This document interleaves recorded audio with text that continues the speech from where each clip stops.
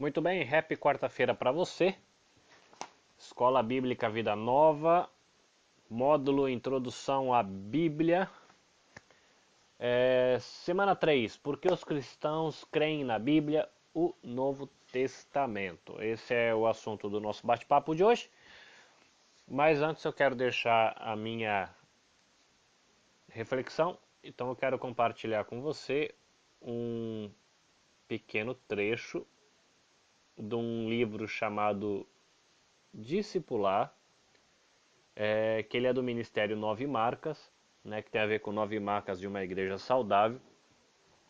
Tem bastante coisa legal nesse livro falando, refletindo a respeito de discipulado.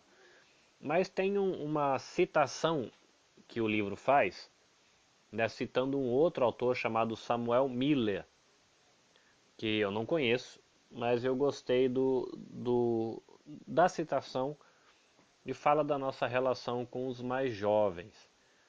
Né? O livro fala também de você discipular às vezes pessoas mais velhas, pessoas da sua mesma idade, mas essa é uma citação aqui que fala um pouco a respeito dos mais jovens. Então eu queria ler para você, é, é assim, aonde quer que você resida, se esforce sempre em adquirir e manter uma influência aos homens jovens. Eles são a esperança da igreja e do Estado. E aquele que se converte em um instrumento para saturar as suas mentes com sentimentos de sabedoria, virtude e piedade, é um dos maiores benfeitores de sua espécie. Eles são, os jovens no caso, portanto, dignos de sua especial e incansável atenção. Em resumo, emprega todo método cristão para acercá-los à sua pessoa e ao seu ministério, e para induzi-los a ter um interesse prematuro ou interesse o quanto antes nos assuntos da igreja. Né? Ficou um pouco gaguejado aqui porque eu estou lendo direto do espanhol e tentando fazer a tradução. Mas eu achei bastante interessante ele falando do nosso relacionamento, né, como cristãos com os mais jovens, porque eles são, né, a esperança da igreja, né, porque aquele bom tesouro que a gente recebeu das pessoas que nos ensinam e nos ensinaram, ele fica guardado com a gente. E para que isso possa chegar a outras gerações depois que a gente for embora, a gente precisa investir nos jovens, passando esse tesouro na mão deles para que eles passem isso para frente. Eu achei muito legal também que essa citação ela lembra de que os jovens eles são o futuro do Estado. Né? Se nós queremos ter um país que seja melhor do que é o país hoje, com valores melhores, as pessoas se relacionando melhor na sociedade, sendo mais responsáveis ou mais amorosas, não sei. É investindo nos jovens que a gente vai conseguir fazer isso, né? A gente os, levando eles para o evangelho, caminhando com eles de maneira cristã, né? Trazendo eles para junto da gente na caminhada cristã e ministrando ao coração deles, né? Isso é interessante, eu tenho pensado um pouco nisso e fica aí a reflexão nesse momento mais devocional do nosso bate-papo. Olha a quantidade de jovens que a gente tem na igreja, né? A gente tem agora bastante adolescentes, vários pré-adolescentes, um montão de crianças.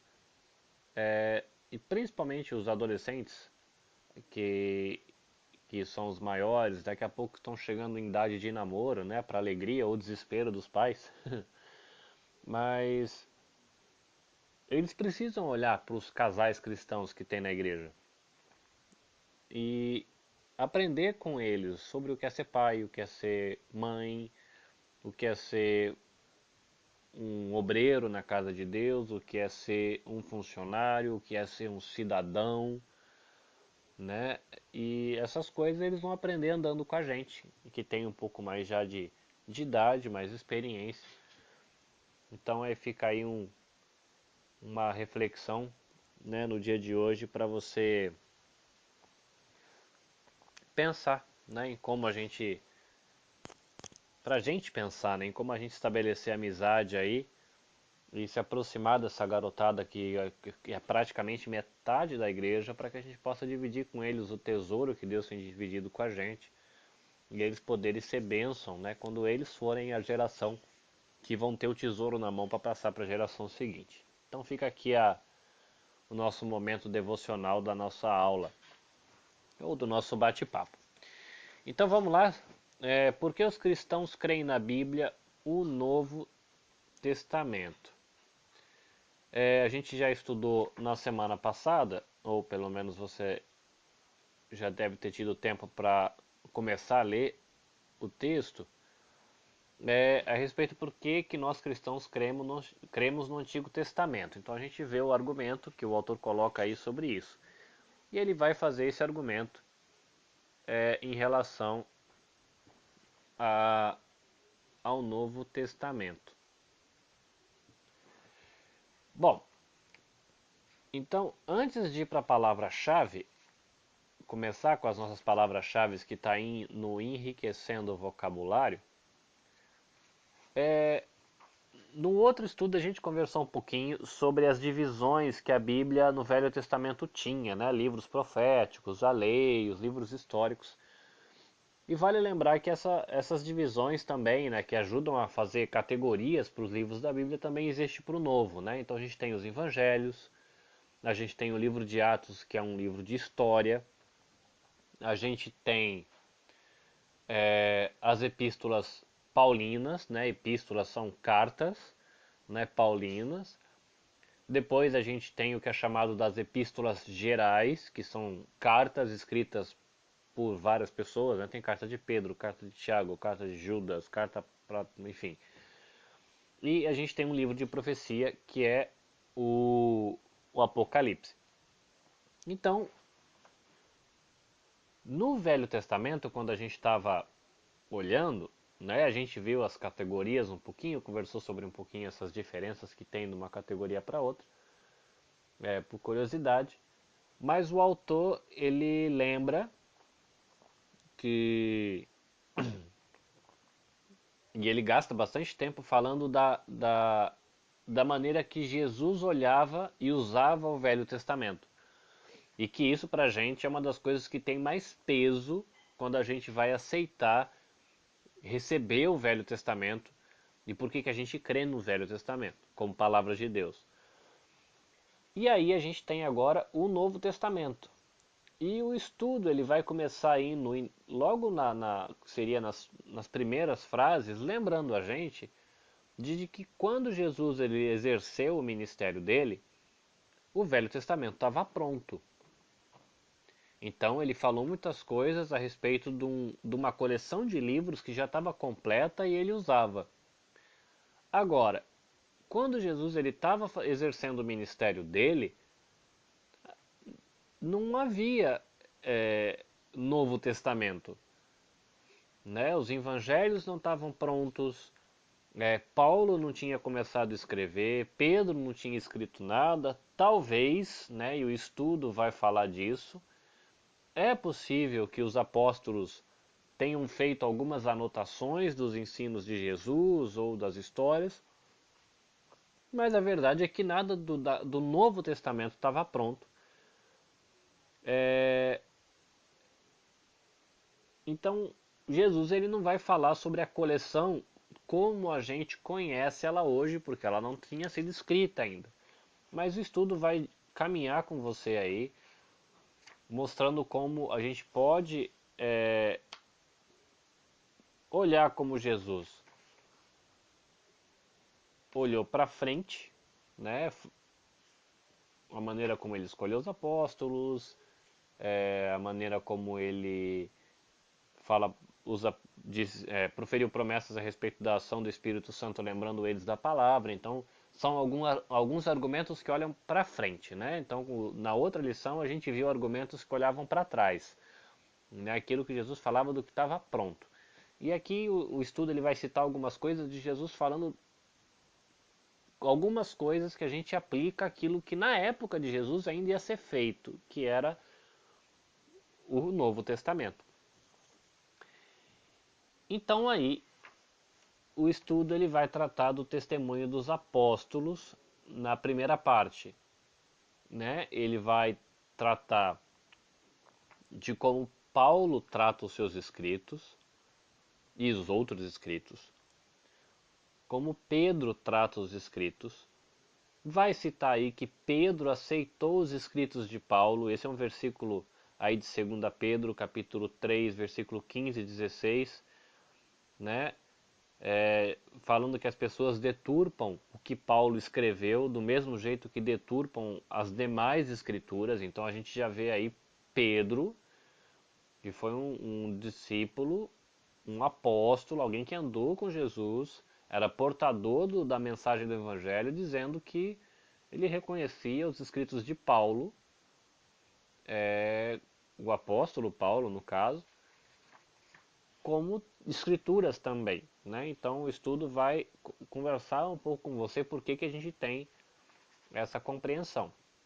E vai falar também de João, né? Isso vai se dar porque Pedro é uma pessoa importante, né? Ele foi um dos pilares da igreja, então ele vai usar a pessoa de Pedro. Vai falar de João, que escreveu muito provavelmente o Evangelho de João e o Apocalipse de João. E vai falar aí de Paulo, que escreveu para quase metade do Novo Testamento, né? Então são pessoas que têm muita coisa escrita deles e o estudo vai caminhar com você aí, mostrando porque a gente pode receber como palavra de Deus o Novo Testamento e a posição que os próprios apóstolos tinham em relação a, ao material do Novo Testamento que estava sendo produzido ainda na época, algumas coisas.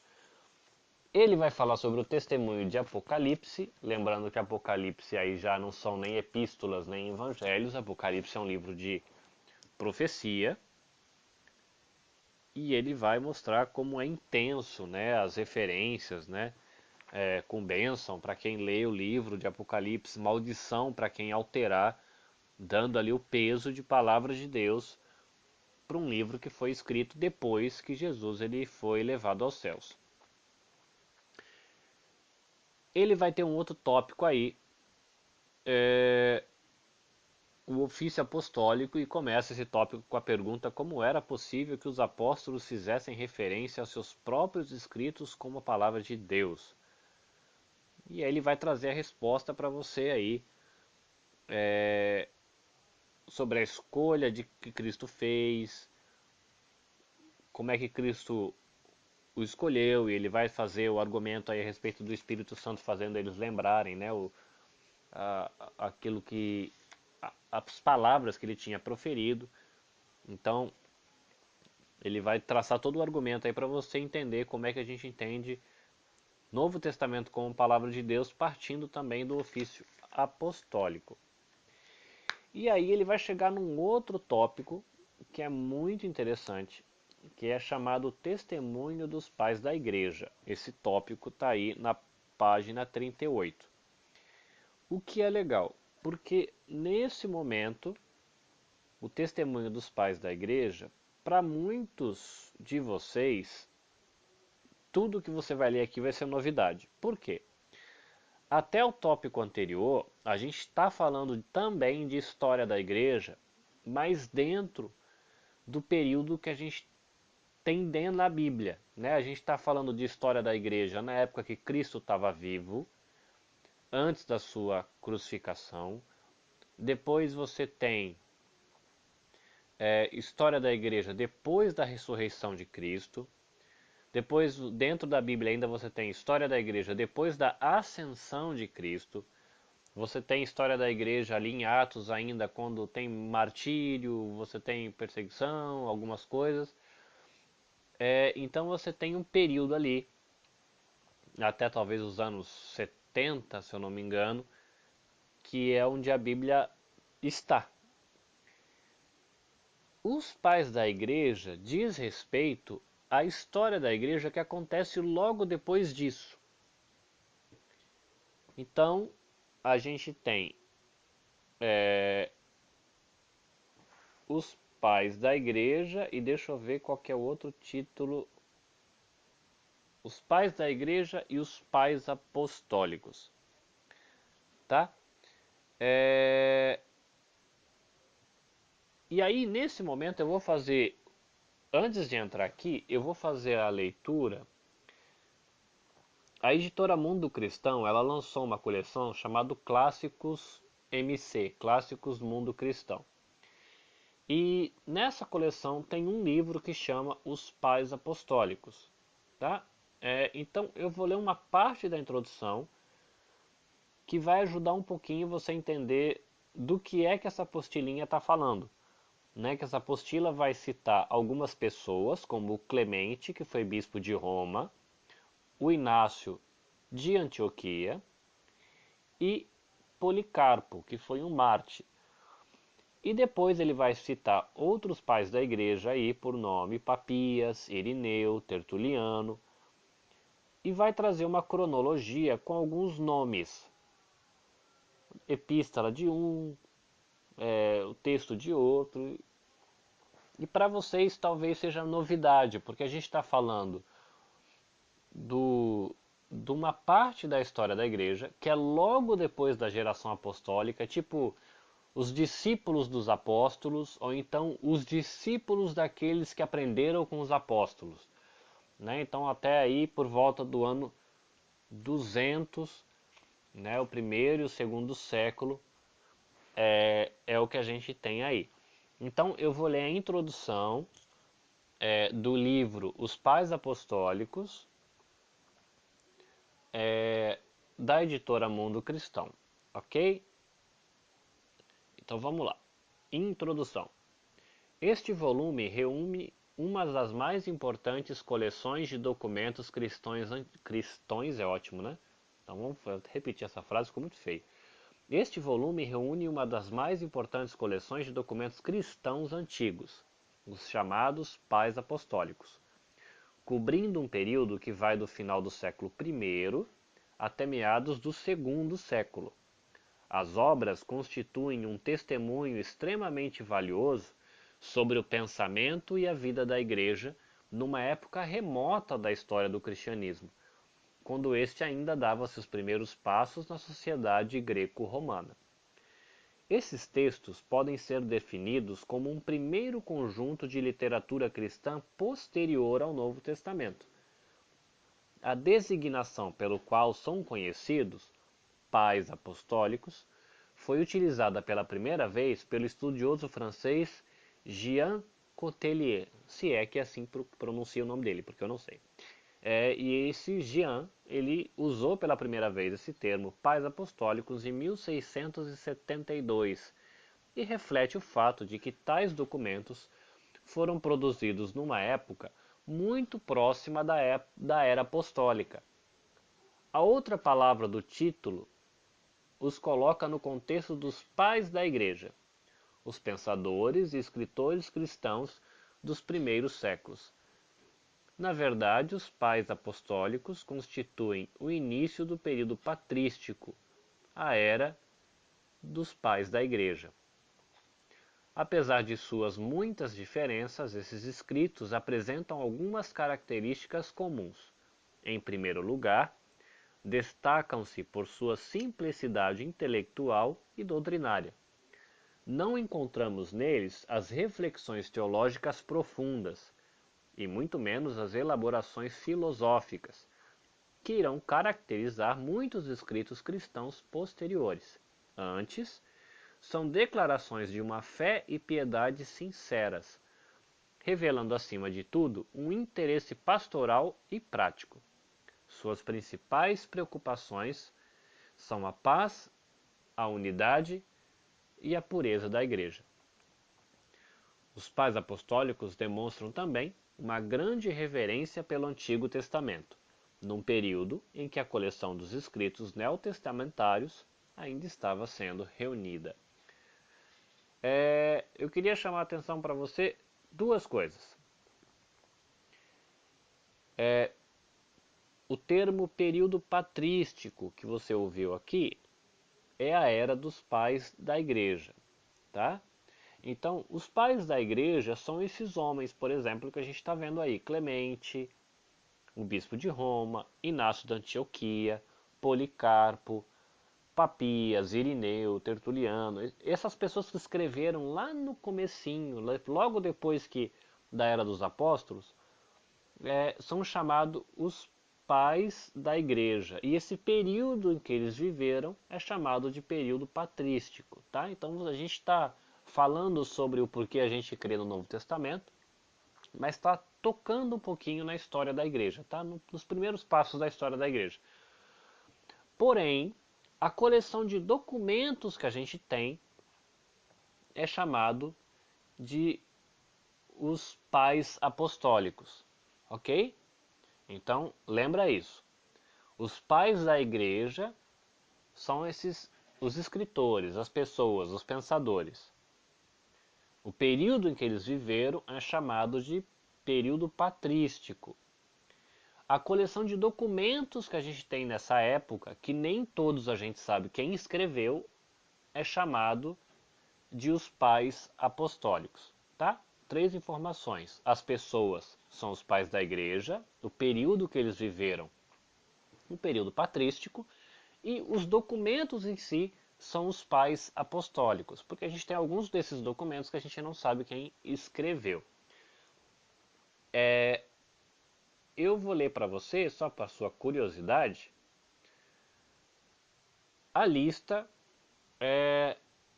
desses documentos que formam a coleção que é chamada Os Pais da Igreja. Perdão, os pais apostólicos, né? Que os pais da igreja são os escritores em si que a gente conhece. Então vamos lá. Na apostila aí, na página 38, fala de Clemente, o bispo de Roma. Então a gente tem nos pais apostólicos a primeira carta de Clemente e a segunda carta de Clemente. Depois, a apostila ela vai citar aí Inácio de Antioquia. Na coleção Pais Apostólicos, a gente tem a carta de Inácio aos Efésios, a carta de Inácio aos Magnésios, a carta de Inácio aos Tralianos, não é australiano, tá? É aos Tralianos. A carta de Inácio aos Romanos, a carta de Inácio aos Filadélfios, a carta de Inácio ao Esmirniotas, que é o pessoal lá de Esmirna, e a carta de Inácio a Policarpo, que curiosamente, perdoa pela tosse, que minha garganta não tá legal hoje, é o próximo pai da igreja que a gente tem aí, né? Então, de Policarpo, a gente tem a carta de Policarpo aos Filipenses e a carta da igreja de Esmirna, a igreja de Filomélio. A gente tem um outro documento que chama A Didaquê. Esse documento é muito legal. Eu vou procurar ele na internet e vou colocar um link para você dar uma olhadinha de curiosidade. Ele é um manual de catequese, né? Era um livrinho para você ensinar um novo convertido, né? Não quer dizer que tudo que está nesse livrinho a gente crê ou que a gente pratica, mas dá para saber um pouquinho de como é que as pessoas lá no primeiro e segundo século eles ensinavam os primeiros cristãos. E a gente tem um outro livro que é chamado aqui O Pastor de Hermas, que é um livro de literatura apocalíptica, que tem um... Não li ele ainda, mas as aulas e palestras que eu ouvi a respeito desse livro fala que tem um monte de coisa esquisita nesse livro, mas tem algumas informações interessantes que ajudam a gente a saber como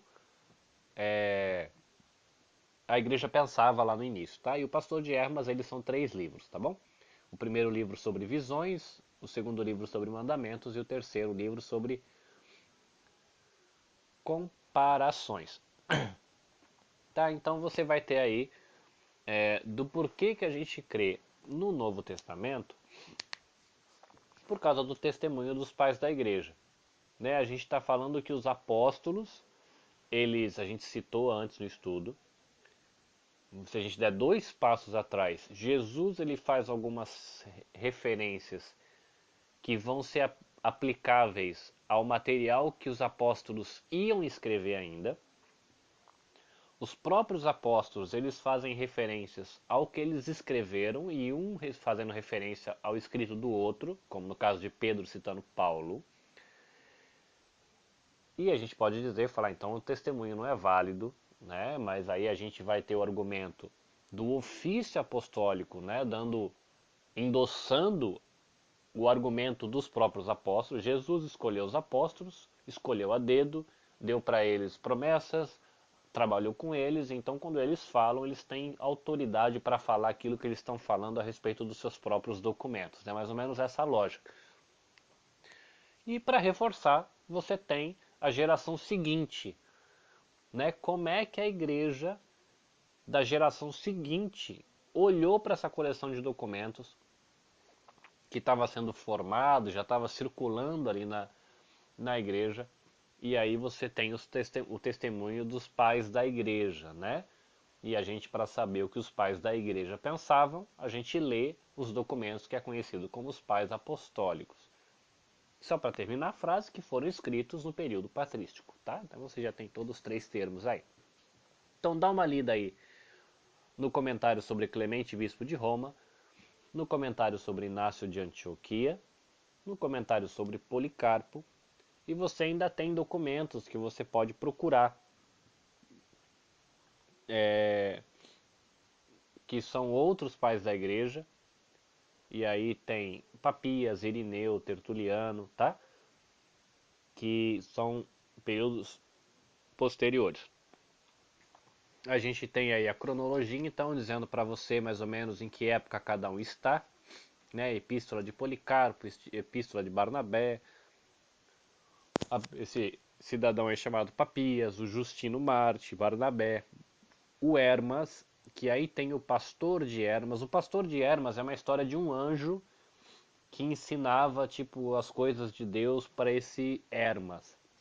Então que esse anjo que ensinou uns negócios meio esquisito, né? Então a gente tem o Hermas e tem o pastor de Hermas, que é o livro do que as revelações ou o ensino desse anjo. Você tem o Didaquê,